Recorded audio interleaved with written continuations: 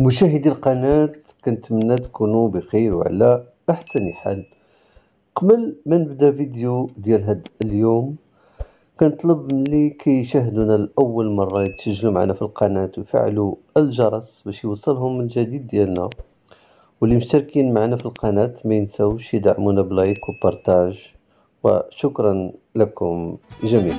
إذا أردت الحديث عن تقاليد المغرب فلن تجد مقدمة تبدأها ولا خاتمة تكمل بها حديثك، لأن الأمر يتعلق ببلد ومجتمع مبادئه المحافظة على الأعراف، ونمط عيشه هو الأصالة المتجذرة في أعماق المجتمع المغربي، ليكون الشهر الفضيل أجمل صورة تصف لك مظاهر العادات والتقاليد في هذا البلد الجميل.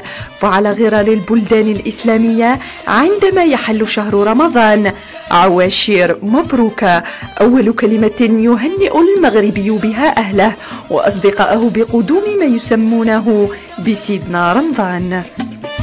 روائح البقول والعود وكل أنواع البخور تعبق الأزقة والبيوت المغربية التي تدخل كذلك في تحضير الأكلات مثل الشباكية، السلو، الفقاص، وكعك غزال، سفون، دون أن ننسى الحريرة الفاسية التي تزين بها المائدة الرمضانية.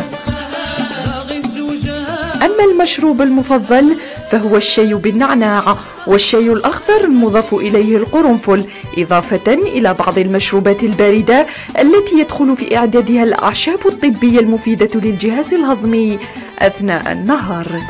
أما الجانب الديني يقبل المغاربة على تلاوة القرآن الكريم والذهاب إلى المساجد كسائر المسلمين لأداء صلاة التراويح، في حين تشهد الصحف والكتب الثقافية رواجا كبيرا في هذا الشهر، إذ يزداد أهل المغرب إقبالا على القراءة والاطلاع. عادات متنوعة لا تعد ولا تحصى تأخذك من شمال المملكة إلى جنوبها في رحلة أصيلة عنوانها المحافظة على التقاليد كأساس قومي للمجتمع المغربي.